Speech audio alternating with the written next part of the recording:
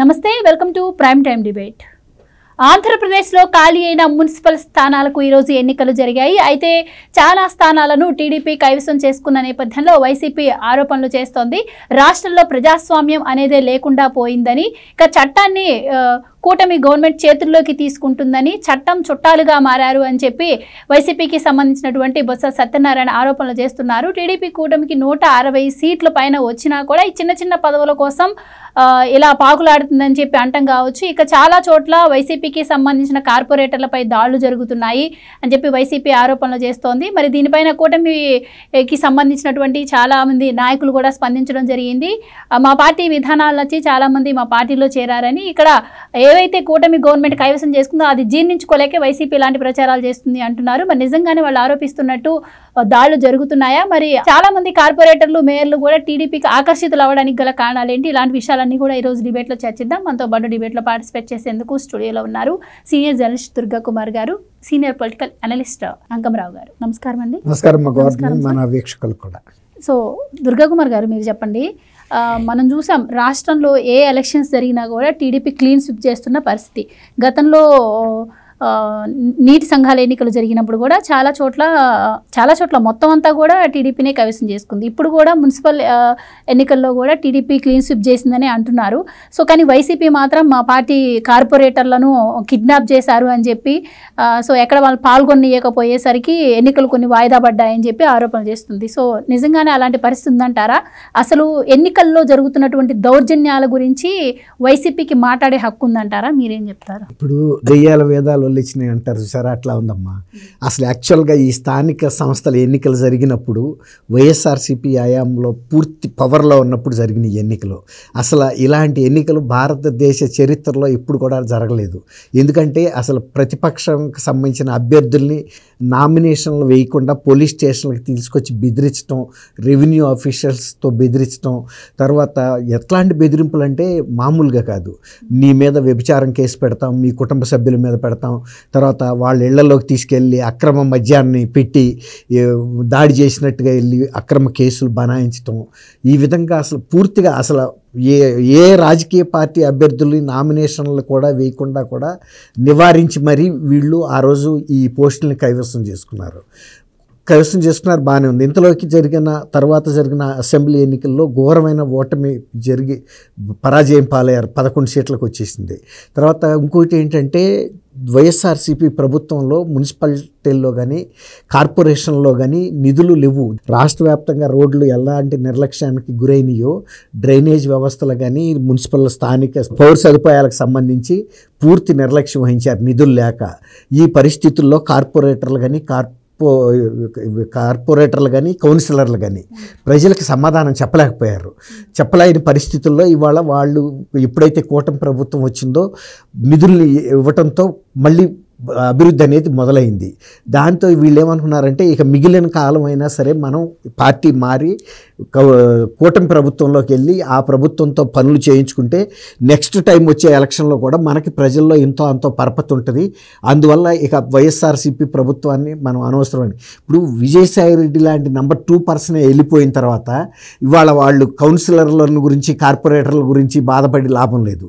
ఎందుకంటే పార్టీలో అందరూ వెళ్ళిపోతున్నారు అనేది అది తెలిసిపోయింది. తర్వాత అభివృద్ధి చేయలేకపోయాము ఆ కాలంలో. ఎప్పుడైతే ఈ 8 నెలల్లో ప్రజల్లో డెవలప్మెంట్ని చూశారో వీళ్ళ మీద ఒత్తిడి తీసుకొచ్చారు. మీరు ఇంతకాలం నుంచి చేసింది ఏమీ లేదు, ఈ కూటమి ప్రభుత్వం వచ్చిన తర్వాత పనులు జరుగుతున్నాయి అనేటప్పటికి వీళ్ళు కూడా అర్థం చేసుకుని ఎక్కువ 14 మంది హిందూపురంలో వైఎస్ఆర్సీపీ వాళ్ళు తెలుగుదేశంలోకి వచ్చి స్వచ్ఛందంగా వచ్చి రమేష్ కుమార్ అనే చైర్మన్ని ఎన్నుకున్నారు. వాళ్ళు ఎన్నుకున్నప్పుడు మరి పార్టీ మారినప్పుడు ఇంకా బొత్స సత్యనారాయణ మా వాళ్ళని కిడ్నాప్ చేశారని మొత్తుకోవటం ఎందుకు? ఇప్పుడు వాళ్ళు తిరుపతి కార్పొరేటర్లను తీసుకెళ్ళి పాండిచేరిలో క్యాంప్ పెట్టుకున్నారు. క్యాంపు పెట్టడం వరకు బాగానే ఉంది. కానీ రేపు కార్పొరేషన్ సమావేశ మందిరంలోకి వచ్చిన తర్వాత వాళ్ళు స్వచ్ఛందంగా ఆ పార్టీకి వైఎస్ఆర్సీపీకి ఓటేస్తే కాదనేది ఎవరు? మీ చేతుల్లోనే ఉన్నారు. మీ కార్పొరేటర్లు మీరే తీసుకొచ్చి సమావేశ మందిరం దగ్గర లోనకు పంపిస్తున్నారు. ఇంకా వీళ్ళు ఎక్కడ కిడ్నాప్ చేయగలుగుతారు? వాళ్ళు స్వచ్ఛందంగా వెళ్ళి కూడా మా కూటమి అభ్యర్థిని బలపరుస్తామన్నప్పుడు కూటమి చేయగలిగింది ఏముంటుంది? గతంలో ఏమన్నా పని ఎన్నికలను మీరు స్వచ్ఛంగా నిర్వహించి పక్షపాతం లేకుండా న్యాయబద్ధంగా చేస్తే అది వేరే మాట. అసలు మీరు నిర్వహించిన ఎన్నికలే న్యాయబద్ధంగా లేవు, ఏకపక్షంగా ఉన్నాయి. అసలు ప్రత్యర్థుల్ని నామినేషన్ల దశలోనే చించేశారు, పోలీస్ స్టేషన్కి పిలిపించేసి. అలాంటప్పుడు ఇవాళ నీతుల గురించి మాట్లాడటం అనేది అసంబద్ధంగా ఉంది.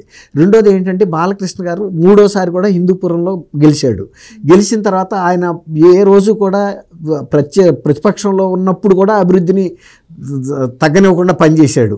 ఇవాళ బాలకృష్ణ గారు వచ్చిన తర్వాత ఇంకా అభివృద్ధి రావడంతో కూడా కౌన్సిలర్లు వాళ్ళంతటి వాళ్ళుగా వచ్చి మేము మీ కూటమిలోకి వస్తామన్నప్పుడు ఆయన సరేనన్నాడు. గెలిచిన తర్వాత ఇవాళ ఆయన ఏమంటున్నాడు, నాకు ఇవాళ ఇది మన పద్మభూషణ్ ఎంత బాధ్యతను పెంచిందో ఇవాళ మళ్ళీ మున్సిపల్ కూడా కార్పొరేటర్లు కౌన్సిలర్లు స్వచ్ఛందంగా వచ్చి మా పార్టీని బలపరిచారు కాబట్టి నాకు హిందూపురం నియోజకవర్గం పట్ల నగరం పట్ల కూడా నా బాధ్యత ఇంకా పెరిగిందని ఆయన గుర్తు చేసుకున్నాడు. అట్లాగే ఇవాళ తిరుపతిలో ఇవాళ వాయిదా పడింది వాళ్ళు పాండిచేరి నుంచి తీసుకొచ్చిన తర్వాత ఈ బుచ్చిరెడ్డి పాలెం అని అక్కడ నెల్లూరు జిల్లాలో 2 మున్సిపల్ వైస్ చైర్మన్ పోస్టులు టీడీపీకే వచ్చినాయి. అట్లాగే నెల్లూరు డిప్యూటీ మేయర్ కూడా టీడీపీకి వచ్చింది. ఇవాళ వాళ్ళు డెవలప్మెంట్ కోరుకుంటున్నారు. ఇప్పటి వరకు నిర్లక్ష్యం వహించారు, మేము మా పరపతి పోయింది, కనీసం ఈ కొద్ది కాలం పాటు అయినా కూడా మేము ఏదో ఒకటి కూటమి ప్రభుత్వంతో పనులు చేయించుకుని రేపు మళ్ళీ ప్రజల్లోకి వెళ్ళి మేము గెలిచే పరిస్థితి ఉండాలనేది కౌన్సిలర్లు కానీ కార్పొరేటర్లు కానీ ఫీల్ అవుతున్న మాట. ఇప్పుడు నందిగామ వచ్చేటప్పటికి మున్సిపల్ చైర్మన్ పోస్ట్కి ఇప్పుడు అక్కడ లోకల్ ఎమ్మెల్యే టీడీపీని ఎంపీ కూడా కేసినేని చిన్ని వీళ్ళిద్దరి మధ్యలో అభ్యర్థి విషయంలో కొంత స్పష్టత రాలేదు. దాంతో వాయిదా వేశారు. మళ్ళీ రేపు వాళ్ళు ఒక అవగాహనకు వచ్చిన తర్వాత కనుక పెట్టారనుకోండి ఆటోమేటిక్గా అక్కడ కూడా టీడీపీ వస్తుంది. ఎందుకంటే కౌన్సిలర్లు కానీ కార్పొరేటర్లు ఎవడూ హ్యాపీగా లేడు. వైఎస్ఆర్సీపీలో రాష్ట్రంలో డెవలప్మెంట్ ఎలా దెబ్బతిందో నగరాల్లోనూ పట్టణాల్లో ఉన్న మున్సిపాలిటీస్ కార్పొరేషన్ల పరిస్థితి అంతకన్నా అధ్వానంగా తయారైంది. ఈ ప్రెషర్ అంతా ఎవరు తట్టుకున్నారు ఇవాళ వరకు? కార్పొరేటర్లు కౌన్సిలర్లు. వాళ్ళు కూడా ఇక మాకొద్దు, మేము ఈ పార్టీలో ఉండలేము, అసలు ఈ పార్టీలో నాయకులు ఎక్స్ మినిస్టర్లే వెళ్ళిపోతున్నప్పుడు మేము ఈ కొనసాగినా మా ఉనికి ఉండదు, మా రాజకీయ భవిష్యత్తు అనే అభిప్రాయానికి వచ్చారు. కాబట్టి మనం ఇవాళ బొత్స సత్యనారాయణ మాట్లాడే మాటల్ని పట్టించుకోవాల్సిన అవసరం లేదు.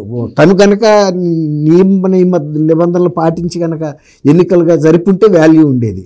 ఆ రోజున అభాస్పాలైంది. అసలు ఎన్నికలు ఫస్ట్ టైము ఆంధ్రప్రదేశ్లో అట్లాంటి నీచమైనటువంటి పద్ధతిలో ఎన్నికలు జరగలేదు. Right sir. అంకమరావు గారు మీరు చెప్పండి, ఇప్పుడు ఏదైతే రాష్ట్రంలో ఎన్నికలు జరుగుతున్నాయి ఇవి అప్రజాస్వామికంగా జరుగుతున్నాయి, ఏకపక్షంగా జరుగుతున్నాయి అని చెప్పి వైసీపీ ఆరోపిస్తోంది. ముఖ్యంగా మరి జగన్మోహన్ రెడ్డి గారి హయాంలో మనం చూసాము మున్సిపల్ ఎన్నికల్లో మాచర్లో ఏ విధంగా జరిగిందని, స్థానిక సంస్థల ఎన్నికల్లో తిరుపతిలో ఏ విధంగా జరిగింది అని చెప్పి. ఇక్కడ ఎవరైతే ఇప్పుడు వైసీపీ విధానాలు నచ్చక కార్పొరేటర్లు కౌన్సిలర్లు టీడీపీలో చేరుతున్నారో వాళ్ళను కూడా బలవంతంగా లాక్కుంటున్నారు అని చెప్పి ప్రచారం చేయడం కావచ్చు, ఇవన్నీ ఎలా చూడవచ్చు అంటారు? అసలు వైసీపీ చేస్తున్నటువంటి నిజంగానే అలాంటి పరిస్థితి ఉందంటారా? అంటే గతంలో వాళ్ళు ప్రజాస్వామ్యాన్ని అపహాస్యం చేసిన మాట వాస్తవం.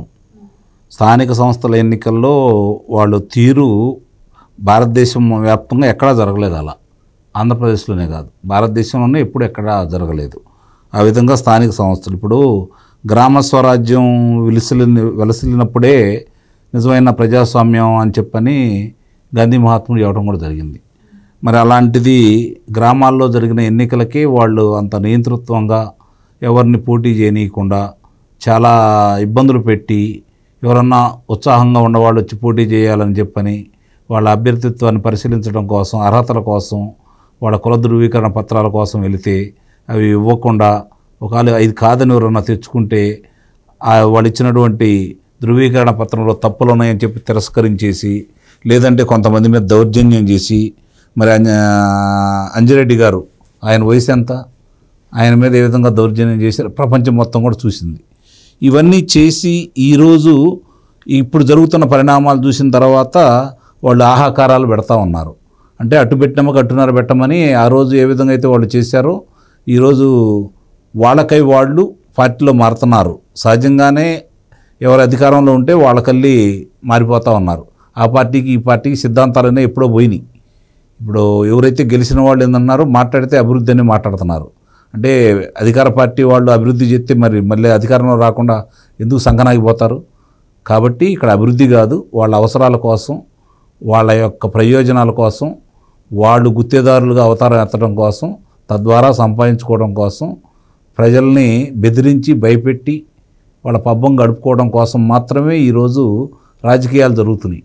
ప్రజల కోసం, ప్రజల యొక్క అవసరాలను దృష్టిలో పెట్టుకొని, రాష్ట్రం దేశం భవిష్యత్తును దృష్టిలో పెట్టుకొని ఎన్నికలైతే జరగట్లేదు. దాదాపు 95% వాళ్ళకే వెళ్ళిపోయినాయి. ఒక్క తాడిపర్తి మున్సిపాలిటీ తప్ప మిగిలిన అన్నీ కూడా వైఎస్ఆర్సీపీ పరమైపోయినాయి. ఒక్క జిల్లా పరిషత్తు కూడా తెలుగుదేశం పార్టీకి రాలేదు. ఒక మండల అధ్యక్షుడు ఎక్కడా కూడా గెలవలేదు. అంటే ఏ విధంగా జరిగిందో 39% ఓట్లు ఉన్న వాళ్ళకి ఆ రోజు ఏ విధంగా జరిగిందో ఏకగ్రీవమే కదా మొత్తం అన్నీ ఏకగ్రీవాలు కాలేదు. అట్లా కొన్నిసార్లు అంటే వీళ్ళే బహిష్కరించారు. ఏకగ్రీవాలు చేసుకున్నారు. తెలుగుదేశం పార్టీ బహిష్కరించింది. స్థానిక సంస్థల ఎన్నికలు చూసిన తర్వాత ఇట్లా దౌర్జన్యం చేయడం ఇష్టం లేక, శ్రేణులను కోల్పోవడం ఇష్టం లేక చంద్రబాబు నాయుడు గారు మా పార్టీ దూరంగా ఉంటుందని చెప్పి ప్రకటించినందువల్ల వాళ్ళకి ఆ స్థానాలు వచ్చినాయి. అంతే తప్ప వాళ్ళు ప్రజల యొక్క ఆమోదంతో వాళ్ళు ఆ విధంగా అయితే రాలేదు. ఇప్పుడు జరుగుతున్న తీరు చూస్తూ ఉంటే సహజంగానే కొంచెం ఏదైనా ఇప్పుడున్న రాజకీయాల మీద మాట్లాడుకోవాలి అంటే ఆ పార్టీ ఈ పార్టీ అని కాకుండా ఎవరైనా అధికారమే పరమావధిగా భావిస్తున్నారు. కాకపోతే వాళ్ళు చేసే ఆహాకారాలు మాత్రం కొంచెం విచిత్రంగా ఉన్నాయి. ఎప్పుడు ఏమీ జరగనట్టు, ఇప్పుడే రాజకీయాల్లో ఇదే ప్రారంభమైనట్టు, గతంలో లేనిది విశృంఖంగా తయారైంది. సాంప్రదాయం మొదలైంది అక్కడ నుంచి. అవును. కాబట్టి ఈరోజు వాళ్ళ ఆహాకారాలు అయితే మాత్రం కొంతమందికి శ్రవణానందంగా ఉన్నాయి. అందులో ఎలాంటి సందేహం కూడా ఏం లేదు. ఎందుకంటే వాళ్ళు ఏం చేశారో వీళ్ళ కళ్ళ ముందు కనపడతానే ఉన్నాయి. కాబట్టి ఇంకా వాళ్ళు చేసిన దానికి ఇంకొంచెం ఎక్కువ వీళ్ళు చేయాలని అయితే ప్రజలైతే కోరుకుంటున్నారు. కానీ అది మంచి సాంప్రదాయం కాదు. కాబట్టి వాళ్ళలాగా అర్ధరాత్రి పూట వెళ్ళి దౌర్జన్యం చేసి, అసలు నిన్న చూస్తూ ఉంటే తిరుపతిలో కరుణాకర్ రెడ్డి కుమారుడు అతను వెళ్ళి దౌర్జన్యం చేశాడని చెప్పి మనకు వార్తలు అందుతూ ఉన్నాయి. ఒక కార్పొరేటర్ని తీసుకొని వెళ్ళాడని చెప్పి ఈ పార్టీకి వచ్చిన వాళ్ళని.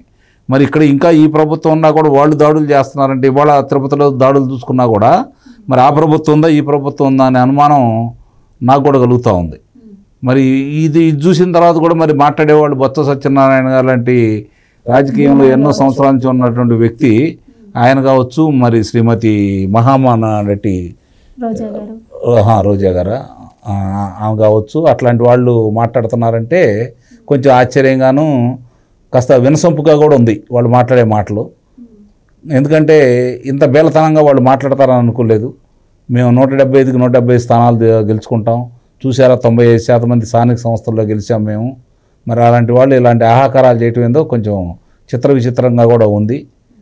ఒక్కోళ్ళు పారిపోతూ ఉన్నారు, నాయకులు పారిపోతూ ఉన్నారు, ఇలాగే కార్పొరేటర్లు పారిపోతూ ఉన్నారు. మరి రేపొద్దున మిగిలిన శ్రేణులు కూడా పారిపోతే మరి పాపం జగన్మోహన్ రెడ్డి పరిస్థితి ఏంటో ఆలోచించుకోవాలి. సో మనం కూటమి ప్రభుత్వం అధికారంలోకి వచ్చాక మనం చూసాం, పిఎస్సి ఎన్నికలు జరిగినప్పుడు కూడా వైసీపీ వాటిని బహిష్కరించింది. ఎందుకంటే ఎలాగూ మేము మమ్మల్ని పాల్గొనేవారు వచ్చి వేస్ట్ అని చెప్పింది. మొన్న నీటి సంఘాల ఎన్నికల్లో కూడా అదే మాట. ఇప్పుడు చూస్తే అంటే ఇంకా ప్రతి ఎలక్షన్ ఇట్లానే బాయ్కట్ చేస్తే ప్రజల్లో విశ్వసనీయత కూడా ఉండదు, ఇంకా వైసీపీ పార్టీ కూడా ఉండదు అన్న నేపథ్యంలో దీన్ని బహిష్కరించలేక ఈ విధంగా మాట్లాడే ప్రయత్నం చేస్తుంది అనుకోవచ్చా? ఇది ఇక్కడ బలవంతంగా లాక్కుంటున్నారని కావచ్చు, దాడులు చేస్తున్నారని కావచ్చు. ఇప్పుడు బలవంతంగా లాక్కునే పరిస్థితి ఏం లేదు. కార్పొరేటర్లు కానీ కౌన్సిలర్లు కానీ నిశానులు కాదు. వాళ్ళకంటూ ఒక రాజకీయంగా అనుభవం ఉన్న వ్యక్తులే. గతంలో వాళ్ళు ఆ పార్టీ తరఫున పోటీ చేసినప్పుడు కూడా ఈ విధంగానే అక్రమంగా ఎన్నికయ్యారు. అయితే ఏంటంటే వాళ్ళు అనుకున్నది ఈ వైఎస్ఆర్సీపీ ప్రభుత్వం డెవలప్మెంట్ ఇస్తుంది కాబట్టి మనకు ప్రజల్లో పలుకుబడి పెరుగుతుంది అనుకున్నారు. కానీ వాళ్ళు ఊహించింది వేరు, జరిగింది వేరు. ఎన్నిక అయితే కాగలిగారు కానీ అభివృద్ధి తేలేకపోయారు. సొంత డివిజన్లో కానీ వీటిల్లో వార్డుల్లో వాళ్ళు డెవలప్మెంట్ చూపించలేకపోవడంతో ప్రజా వ్యతిరేకత వచ్చింది. ఆ ప్రజా వ్యతిరేకత వస్తున్న టైంలోనే ఈ 8 నెలల నుంచి ఫండ్స్ ఫస్ట్ టైం మున్సిపాలిటీస్కి కార్పొరేషన్స్కి ఫండ్స్ రిలీజ్ చేయటం అనేది కూటమి ప్రభుత్వం వచ్చిన తర్వాత జరిగింది. అప్పటి వరకు నిధుల కొరత అనుకోండి, లేకపోతే నిర్లక్ష్యం అనుకోండి, రాష్ట్రం అంతటిని అశ్రద్ధ చేసినట్టే వీటిని కూడా చేశారు, కార్పొరేషన్లని, మున్సిపల్ కౌన్సిల్స్ని. కానీ ఇప్పుడు ఈ డెవలప్మెంట్ వచ్చిన తర్వాత వాళ్ళల్లో కొంచెం ఒక ఆశ వచ్చింది, పర్వాలేదు మళ్ళీ మనం ప్రజల్లో నిలబడగలుగుతామని, లేకపోతే వాళ్ళు వెళ్ళిపోదామనే ఉద్దేశం మీదే ఉన్నారు. ఇంకోటి ఏంటంటే వాళ్ళు ఈ పార్టీలో కొనసాగుదామని అనుకున్నప్పటికీ ఇప్పుడు విజయసాయి రెడ్డి లాంటి సెకండ్ అనుకున్న లీడరే వెళ్ళిపోయాడు పార్టీలోంచి. దేంట్లో సెకండ్? ఆర్థిక నేరాల్లోనూ సెకండే, పార్టీ క్యాడర్లోనూ సెకండే. సజ్జలాను ఆయన పోటీ పడ్డారు, నేనా నువ్వా అని. అది ఇక పార్టీలో తేల్చుకోలేకపోయాడు. ఇక సజ్జలదే ఉందేమో సెకండ్ అనుకుని ఇక ఈయన నేను ఇక్కడ పార్టీలో కొనసాగలేను అనుకుని బయటికి వెళ్ళిపోయాడు. అలాంటప్పుడు ఇక మామూలు క్యాడర్ వాళ్ళు ఎవరుంటారు? కాబట్టి మమ్మల్ని కిడ్నాప్ చేశారు, మిమ్మల్ని కిడ్నాప్ చేయాల్సిన అవసరం ఏంది? వాళ్ళంతా వాళ్ళు స్వచ్ఛందంగా 14 మంది హిందూపూర్లో కౌన్సిలర్లు వెళ్ళి బాలకృష్ణ గారిని కలిసి మేము మీ పార్టీలో చేరతామంటే వద్దని ఆయన చెప్పగలడా? ఎట్లా చెప్పగలుగుతారు? ఇప్పుడు అభిమానంతో వచ్చినప్పుడు. అట్లాగే వాళ్ళంతటా వాళ్ళు క్యాంపు కండక్ట్ చేసుకున్నారు పాండిచేరిలో, భూమన కరుణాకర్ రెడ్డి తీసుకెళ్ళినప్పుడు వీళ్ళని ఆపారా కౌన్సిల్? ఇప్పుడు వీళ్ళు ఆపొచ్చు కదా పోలీస్ బలగాలతో, తిరుపతి నుంచి మీరు ఎందుకు కిడ్నాప్ చేస్తున్నారు ఇక్కడ కార్పొరేటర్లని? చేయలా. వాళ్ళ పార్టీ కార్పొరేటర్లు వాళ్ళ ఇష్టం తీసుకెళ్తారు. రేపు ఫ్లోర్ ఆఫ్ ద హౌస్లోకి వచ్చిన తర్వాత ఎలక్షన్లో వాళ్ళు గెలిస్తే వాళ్ళు గెలుస్తారు, లేకపోతే వీళ్ళు గెలుస్తారు. వాళ్ళు స్వచ్ఛందంగా ఓటింగ్లో పాల్గొంటారు. వాళ్ళు కూటమి ప్రభుత్వ అభ్యర్థిని సపోర్ట్ చేశారనుకోండి, అభ్యర్థి గెలుస్తాడు. లేదు మా వైఎస్ఆర్సీపీ అభ్యర్థిని మేము గెలిపించుకుంటామంటే అటు వేసుకోవచ్చు వాళ్ళు ఓటు. ఎవరు ఫోర్స్ చేస్తారు? కాబట్టి బొత్స సత్యనారాయణ గారు కానీ, రోజా లాంటి వ్యక్తి ఈ మాటలు మాట్లాడటం మరీ అసంబద్ధంగా ఉంది. ఆమె మున్సిపల్ చైర్పర్సన్ నేను నియమిస్తానని చెప్పి డబ్బులు కూడా తీసుకుంది. ఎట్లా తీసుకుంది? కౌన్సిలర్లు ఏమన్నా ఈ జేబులో ఉంటారా? 40 లక్షలు తీసుకుంది ఒక దళిత మహిళ నుంచి. అంటే ఎన్నిక అనేది ఎవరు చెబితే వాళ్ళు ఓట్లు వేయమనే కదా దాని అర్థం. అంటే వైఎస్ఆర్సీపీలో ఏమన్నా స్వేచ్ఛ ఉందా కౌన్సిలర్లకి? అంటే ఎమ్మెల్యే కానీ లేకపోతే మినిస్టర్ కానీ ఎవరు పేరు చెబితే వాళ్ళకి ఓటు వేయాలి. కానీ ఆమె చేయలేకపోయింది. ఆ పని కూడా చేయలేక అబాస్పాలు అయ్యి అదొక పంచాయతీ అయ్యింది. అట్లాంటి మనిషి వచ్చి మళ్ళీ ఇవాళ ఇక్కడికి వచ్చి మా కౌన్సిలర్లను కార్పొరేటర్లని కిడ్నాప్ చేస్తున్నారంటే ఈ అవసరమే ఉంది? ఇవాళ స్టేట్ ప్రభుత్వం 164 సీట్లు వచ్చి రాష్ట్ర ప్రభుత్వం అధికారంలో ఉంది. ఈ మున్సిపాలిటీల్లో ఉంటే ఎంత, లేకపోతే ఎంత? ఇప్పుడు ఎప్పుడైతే మున్సిపాలిటీలో 8 నెలల నుంచి డెవలప్మెంట్ మొదలైందో వాళ్ళలోనే కలకలం మొదలైంది కౌన్సిలర్లో, కార్పొరేటర్లో. ఇవాళ కదా మనం కొంచెం ప్రజల ముందుకెళ్ళి ఇదిగో ఈ సమస్య పరిష్కరించామని చెప్పగలిగారు. అప్పుడు రాక ప్రజల సమస్యలు చెబుతుంటే వీళ్ళు పరిష్కారం చెప్పలేక తప్పించు తిరిగారు. ఇప్పుడు ఆశ కలిగి వాళ్ళు తెలుగుదేశం అభ్యర్థులు గెలిపించుకుంటున్నారు, డిప్యూటీ మేయర్లుగా కానీ, డిప్యూటీ చైర్మన్లుగా కానీ, లేకపోతే చైర్మన్లుగా కానీ. అట్లాంటప్పుడు రోజా మరి వాళ్ళ ఈ మాట మాట్లాడటం అంటే వాళ్ళ సొంత కౌన్సిలర్లని, కార్పొరేటర్లని అవమానించడమే. రైట్. మరి ఈ ఎన్నికల పరిస్థితి ఎట్లా ఉంటే గ్రాడ్యుయేట్ ఎమ్మెల్సీ ఎన్నికలు కూడా నోటిఫికేషన్ ఈ రోజే విడుదలైంది. సో ఫిబ్రవరి 10 వరకు నామినేషన్ తీసుకుంటారు. 27 ఎన్నికలు జరగబోతున్నాయి అంటున్నారు. ఇంకా ఒకప్పుడు మనం చూసాం జగన్మోహన్ రెడ్డి గారు అసలు శాసన మండలి ఎందుకు అని చెప్పి ఇప్పుడు దానికి బొత్స సత్యనారాయణని నియమించిన పరిస్థితి మనం చూస్తూ ఉన్నాము. సో మరి రేపు ఎలా ఉండబోతుంది అంటారు ఎమ్మెల్సీ ఎన్నికలు? అప్పుడు ఎలా ఉండబోతుంది అంటారు పరిస్థితి? ఎమ్మెల్సీ శాసనమండలి ఎన్నికల్లో వాళ్ళు పాల్గొనకూడదని చెప్పని నిర్ణయించుకున్నారు కదా. ఎవరైతే విజయవాడ గౌతమ్ రెడ్డికి ఇచ్చారో అతను తప్పుకున్నాడు, ఎన్నికల నుంచి మేము పాల్గొనట్లేదని కూడా ఇవ్వటం కూడా జరిగింది కదా. శాసనమండలి ఎన్నికలు అంటే వాళ్ళు పారిపోయారు అక్కడ. దాంట్లో ఇక రెండో ఆలోచన అయితే ఏం లేదు. గతంలో అధికారం ఉన్నప్పుడే వాళ్ళు 3 స్థానాలు కోల్పోవడం కూడా జరిగింది. రాయలసీమ తూర్పు, పశ్చిమ, అలాగే ఉత్తరాంధ్ర. వాళ్ళు అధికారంలో ఉండి వాళ్ళు ప్రలోభ పెట్టి వాళ్ళ వాలంటీర్లు దొంగ ఓట్లను జరిపించేసి వాళ్ళు ఓట్లు వేయించుకున్నా కూడా వాళ్ళని ప్రజలు తిరస్కరించారు. ఈరోజు అధికారం కోల్పోయిన తర్వాత ఈరోజు 7 నెలల్లోనే మళ్ళీ వాళ్ళకల్లి సానుభూతి వచ్చేసి వాళ్ళని గెలిపించే పరిస్థితుల్లో ప్రజలైతే లేరు కదా. అంటే ఇక్కడ కూటమి గవర్నమెంట్ వచ్చిన 7 నెలల్లోనే వ్యతిరేకత ఏర్పడింది. సో ఇచ్చిన మాట, సంక్షేమ పథకాల మాట తప్పారు కాబట్టి వ్యతిరేకత ఏర్పడింది. అందుకే ఎవరు ఇప్పుడు కార్పొరేట్ ఎన్నికల్లో కూడా ఓట్లు వేయడానికి ఎవరు ఇంట్రెస్ట్ చూపించకపోయినా కూడా బలవంతంగా వేయించుకుంటున్నారు బెదిరించి వాళ్ళతోటి అని చెప్పి మాట్లాడుతున్నారు.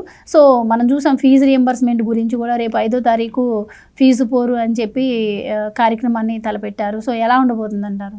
ఇప్పుడు శాసనమండలి ఎన్నికలకు సంబంధించి ప్రజల్లో వ్యతిరేకత వచ్చింది, మేము గెలుస్తాం అనుకుంటే పోటీ నుంచి ఎందుకు దూరంగా ఉంటున్నారు?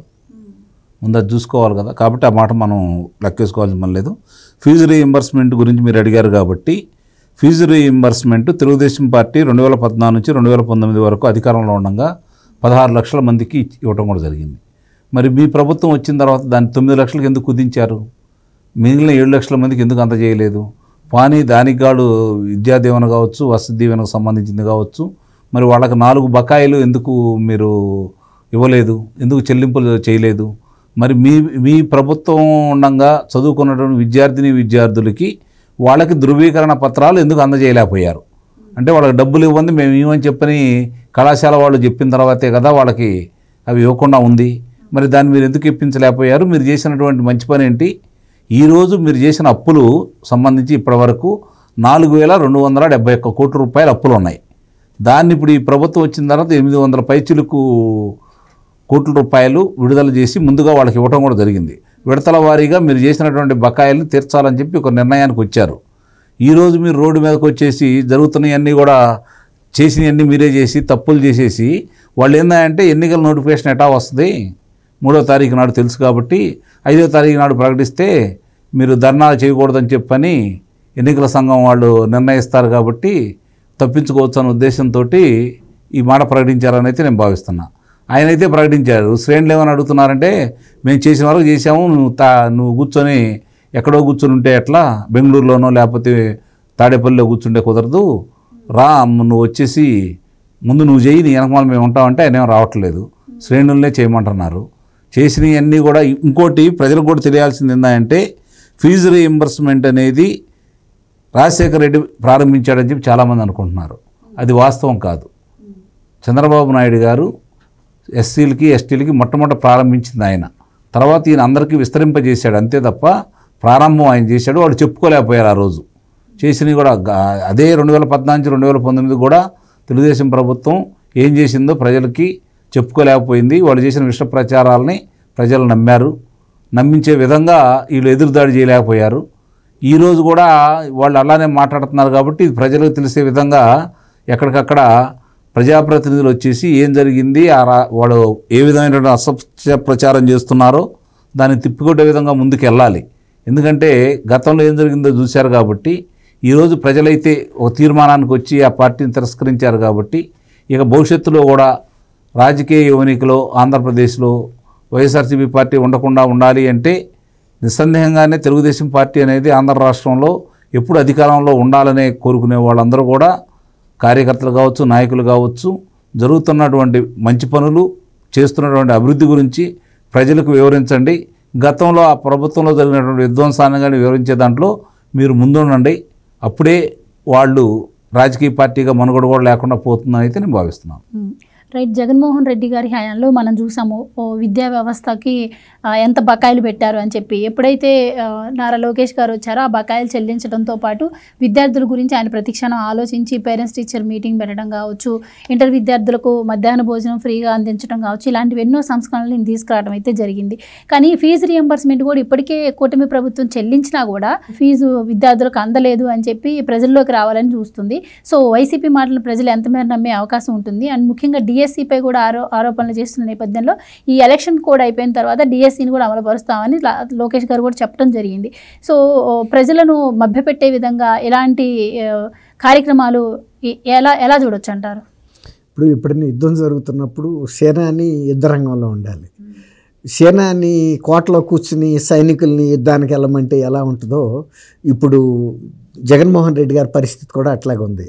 యలహంక ప్యాలెస్లో ఆయన కూర్చుని వెళ్ళి కార్యకర్తలని ఫీజు పోరులో పాల్గొమంటే ఫీజు పోరులో ఎలా అని వాళ్ళు పాల్గొగలుగుతారు? వాళ్ళ ప్రభుత్వంలోనే 4,500 వారు చెప్పినట్లు బకాయిలు పడి ఉంటే వాటిలో ఇప్పుడు ఒక 800 దశల వారీగా పరిష్కారం చేసుకుంటూ వస్తున్నారు. ఇదే కాదు, ప్రతి అంశంలోనూ వాళ్ళు బకాయిలు పడ్డారు. ఫీజు రీఎంబర్స్మెంటే కాదు, తర్వాత వచ్చేసి ఈ పెన్షన్ల అంశాల్లోనూ బకాయిలు పడ్డారు. రెండోది ఆరోగ్యశ్రీ బకాయిలు కూడా విపరీతంగా పడితే మనం చూసాం. హాస్పిటల్స్ కూడా ఆరోగ్య సేవల్ని 2-3 సార్లు ఆపేశారు వైఎస్ఆర్సీపీ ప్రభుత్వ టైంలో. తర్వాత ఇంకోటి ఏంటంటే మందులను పరికరాలు సరఫరాలు చేసిన వాళ్ళకు కూడా బకాయిలు పడితే వాళ్ళు ఆల్ ఇండియా లెవెల్లో వాళ్ళ అసోసియేషన్ నోటిఫికేషన్ ఇచ్చింది. వాళ్ళ సభ్యులందరికీ హెచ్చరిక పంపించారు. ఆంధ్రప్రదేశ్ ఆంధ్రప్రదేశ్ ప్రభుత్వానికి మీరు మందులు కానీ పరికరాలు కానీ సప్లై చేయకండి, చేస్తే వాళ్ళు డబ్బులు పే చేయట్లేదు, మన పరిశ్రమలు మూతపడుతున్నాయని. అట్లాగే హాస్పిటల్స్ మూతపడే పరిస్థితి కూడా వచ్చినప్పుడు కూడా మొన్న ఎన్నికల ముందు కూడా జరిగింది. అలాంటప్పుడు ఇవాళ వచ్చి ఫీజు పోరని వీళ్ళని వెళ్ళమంటే కార్యకర్తల్ని, నాయకులే పారిపోతుంటే కార్యకర్తలు ఎక్కడ యుద్ధం చేస్తారు? నాయకులు ఇప్పుడు విజయసాయి రెడ్డి ఉత్తరాంధ్రకి ఇన్ఛార్జిగా ఉన్నాడు, రాజ్యసభ పక్ష నాయకుడు, రాజ్యసభలో 10 ఏళ్లుగా సభ్యుడిగా ఉన్నాడు, పార్లమెంటరీ పక్ష నాయకుడు, తర్వాత ఆల్ ఇండియా వైఎస్ఆర్సీపీకి ప్రధాన కార్యదర్శి, నెక్స్ట్ సీఎం జగన్మోహన్ రెడ్డి అనుకున్న వ్యక్తి ఉండకపోతే తర్వాత ఎమ్మెల్యేలు మంత్రులే జారిపోతుంటే వాళ్ళు రేపు ఎందుకు వస్తారు? వాళ్ళు ఆల్రెడీ చెప్పేశారు, ఇప్పటికి మేము నిన్ను నమ్ముకుని మోసపోయాము, మేము ఇక వచ్చే పరిస్థితి లేదని. కార్యకర్తలు బతిమాలి ఓళ్ళల్లో ఉంటున్నారు. వాళ్ళు చేసిన అకృత్యాలకి మొన్న ఎన్నికల తర్వాత వాళ్ళ మీద తీవ్రమైన ఒత్తిడి వచ్చింది, అసలు ఓళ్ళల్లో మిమ్మల్ని ఉండనివ్వమని. ఎందుకంటే ఆ రకమైనటువంటి అధికార దుర్వినియోగం చేశారు, ప్రజల మీద రథాలు తోలారు. అంటే వీళ్ళే అక్కడ చీఫ్ మినిస్టర్ అన్నట్టుగా వ్యవహరించారు. వాళ్ళు ఊహించలే ఇట్లాంటి ఓటమి వస్తుందని. ఇప్పుడు కార్యకర్తలు ఎవరు రారు. ఇప్పుడు గడ్డపారలు గాలి కొట్టుకుపోతుంటే దూదేకులను వచ్చి నిలబడమంటే నిలబడగలుగుతాయా? అదంతా సాధ్యం కాదు. అందుకే ఆయన ఎక్కడో ఉండి పిలిపిస్తున్నాడు. ఇప్పుడు ఈయన అన్నట్టు రేపు ఎట్టాగు ఎన్నికల నోటిఫికేషన్ వచ్చిన తర్వాత ఎవరైనా ఉద్యమాలు చేస్తామన్నా ఒకే ఎన్నికల సంఘం వాళ్ళు ఒక నోటిఫికేషన్ ఇస్తారు, 144 సెక్షన్ ఉంటుంది, మీరు ఎవరు ఎక్కడ చేయకూడదని. మేము వాళ్ళ మూలాన్ని చేయటం లేదు కానీ లేకపోతే మేమేదో ఎరగదీస్తాం అన్నట్టు. అది అయ్యే మాట కాదు. అసలు ఆయన పార్టీ ఉనికే ఉండదు, అది తేలిపోయింది. దాంతోనే ఇవాళ విజయసాయి రెడ్డి షర్మిల శరణ్ కోరాడిక, ఎవరో ఒకళ్ళు శరణన్న ఉండాలని, ఎక్కడ ఆయనకి నిలవ నీడలేదు. కాబట్టి జగన్మోహన్ రెడ్డి గారు మాట్లాడే మాటలకి మనం అంత వెయిటేజ్ ఇవ్వాల్సిన అవసరం.